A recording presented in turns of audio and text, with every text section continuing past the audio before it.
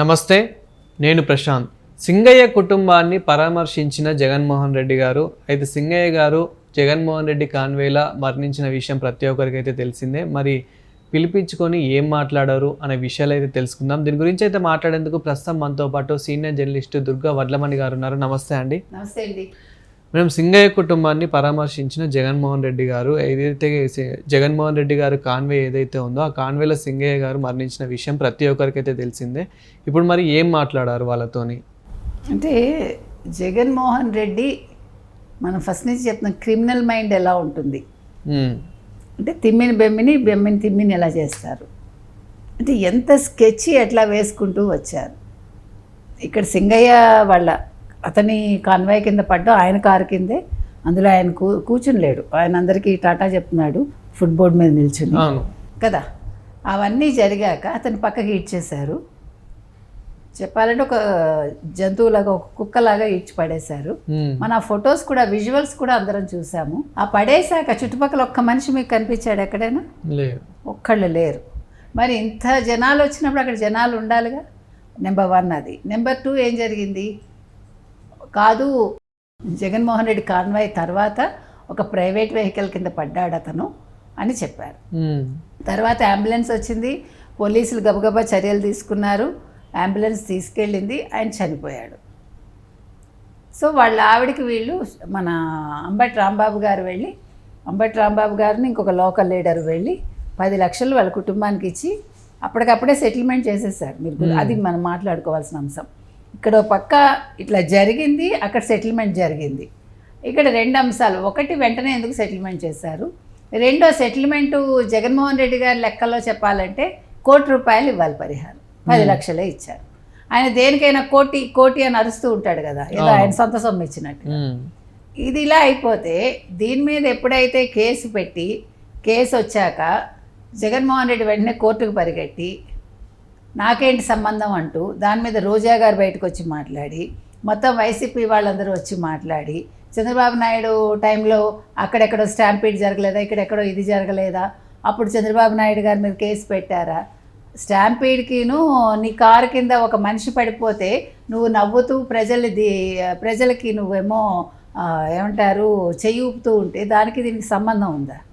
నీ కారు చక్రం కింద పడితే నీకు సంబంధించిన ఒక కార్యకర్త పరిగెట్టుకుని వచ్చి అయ్యో అక్కడ ఎవరో పడ్డారండి మీ కారు కింద, మీరు కారు ఆపండి అంటే ఆ మనిషి పూర్తిగా తల పగలకుండా పక్కకి లాగేశారు. మరి ఇప్పుడు ఇదే సంఘటన పుష్ప 2 రిలీజ్ రోజున సంధ్య థియేటర్ దగ్గర ఈ ఘటన జరిగింది. సో అప్పుడు అల్లు అర్జున్ గారిని అదుపులోకి తీసుకొని విచారణ చేశారు. మీరు రోడ్ షో చేయడం వల్లనే ఇదంతా జరిగింది అని చెప్పేసి. సో ఇప్పుడు జగన్మోహన్ రెడ్డి మీద కూడా ఇలాంటి కేసు అదేవిధంగా ఇలా విచారణ చేసే అవకాశం ఉందా? ఇప్పుడు అల్లు అర్జున్ కారు కింద పడలేదు, అవును, స్టాంపీడ్లో చనిపోయారు. సరే, వాళ్ళు గవర్నమెంట్ ఒక నిర్ణయం తీసుకుంది, దాన్ని మనం ఖండించాము, మాట్లాడాము, మనం అల్లు అర్జున్ని సపోర్ట్ చేసాము. కానీ ఇక్కడ అసలు ఇది వీళ్ళ తప్పు, వీళ్ళ కారు కిందే పడ్డాడు, అవును, వాళ్ళ కార్యకర్తే అంటున్నారు. అలాంటి నీ కార్యకర్తనే నువ్వు పట్టించుకోనప్పుడు నువ్వు ఊళ్ళో వాళ్ళని ఎలా పట్టించుకుంటావు? నువ్వు అసలు ఒక రాజకీయ నాయకుడిగా ఎలా సరిపోతావు? నెంబర్ 1. నెంబర్ 2, ఇప్పుడు మొత్తం సీన్ అంతా మార్చేసి ఇప్పుడు స్క్రీన్ ప్లే డైలాగ్స్ అంతా కూడా మరి సజ్జలు రాసి ఇచ్చారో మరి ఎవరు రాసి ఇచ్చారో మొత్తానికి సింగయ్య భార్య కట్ చేస్తే సినిమాలో లాగా జగన్మోహన్ రెడ్డి ఇంట్లో ఉంది ఆవిడ తాడేపల్లిలో. వచ్చి ఏం మాట్లాడింది, ఆయన పడిపోయినప్పుడు బాగానే ఉన్నాడు, మాకు ఫోన్ వచ్చింది, మేము వచ్చి చూసాము, పెద్దగా ఏం దెబ్బలు తగలలేదు, చేతికి ఏదో చిన్న దెబ్బ తగిలింది అంతేను, మనిషి మాట్లాడుతున్నాడు, అంబులెన్స్లోకి ఎక్కాకే ఏదో జరిగింది. మరి అంబులెన్స్లో నువ్వు ఎక్కినప్పుడు అంబులెన్స్లో నువ్వు లేవా? మీ వైసీపీ కార్యకర్తలు లేరా? పోలీసులు లేరా? మరి అప్పుడేం చేస్తున్నా, నిద్రపోతున్నారా అందరూ? ఇక్కడ మాట్లాడాడు అంటే మరి అప్పుడు నువ్వేం చేసావు? నువ్వు కూడా లేవా ఆయనతోటి? అంబులెన్స్లో ఏదో జరిగినప్పుడు మీరేం చేస్తున్నారు? సింగయ్య భార్యని అడుగుతున్నాం మనం. లూత్ మేరియా ఏదో ఆవిడ పేరు. అయిపోయిందా?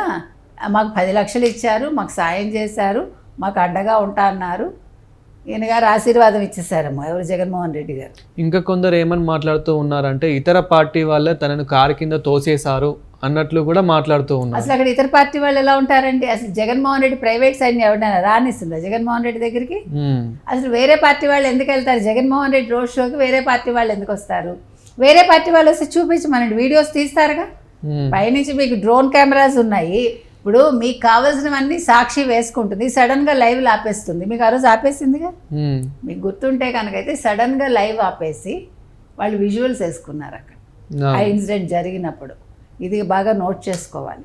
తర్వాత ఇప్పుడు అసలు కోర్టులో కేసు ఉండగా అసలు మీరు సింగయ్య భార్యను పిలిపించి ఎందుకు మాట్లాడారు? ఇది కోర్టు ఒప్పుకుంటుందా? ఇది కేసు కాదా? ఇది కూడా ఆలోచించాను. 2, సింగయ్య భార్య సడన్గా ప్లేట్ ఎందుకు ఫిరాయించింది? అంతకు ముందు వరకు ఆవిడ క్లియర్ కట్గా చెప్పింది నా భర్తను చంపేశారు అని. తర్వాత ఏం చెప్తోంది? ఇప్పుడు లోకేష్ మనుషులు వచ్చారు, ఒక 50 మంది వరకు మా ఇంటికి వచ్చేసారు. దేనికి వచ్చారు, ఎందుకు వస్తారు అసలు? మరి ఇప్పుడు వీళ్ళు కూడా మీ ఇంటికి వచ్చారుగా మనుషులు, వైసీపీ వాళ్ళు కూడా. మరి ఇది కూడా మాట్లాడాలి ఆవిడ. ఇప్పుడు లోకేష్ బాధ్యత అది, వాళ్ళ ప్రభుత్వంలో ఉన్నారు కాబట్టి ఒకవేళ మనిషిని పంపించారు అనుకుందాం, 50 మందిని అయితే పంపించారుగా.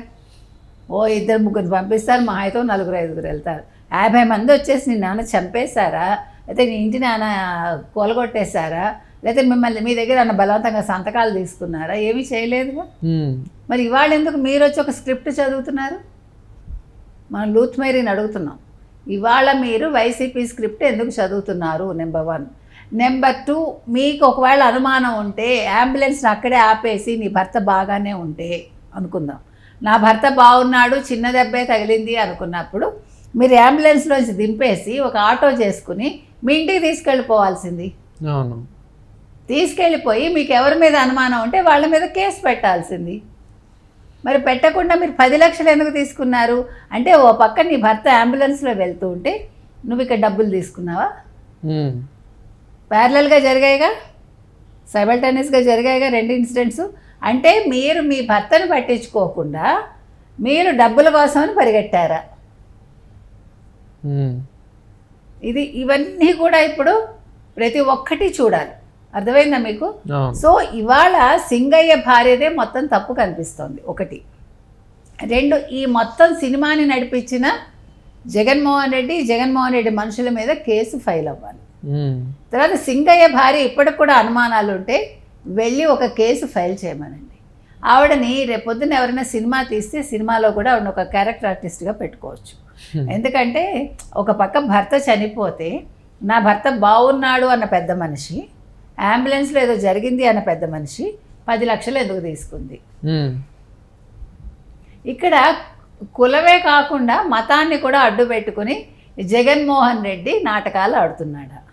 క్రిస్టియన్స్, దళితులు ఈ రెండింటిని ప్లే చేసి వాళ్ళని క్రిస్టియానిటీ కోసం తన వైపు తిప్పుకొని నాటకాలు ఆడుతున్నాడు. మత రాజకీయాలు చేస్తున్నాడు. కుల రాజకీయాలు, మత రాజకీయాలు చేయడంలో అందవేసిన చెయ్యి జగన్మోహన్ రెడ్డి. కాబట్టి ఇవాళ సింగయ్య భార్యని కూడా విచారించాలి పోలీసులు. ఆవిడ మాట మార్చినందుకు కూడా ఆవిడ మీద కేసు పెట్టాలి.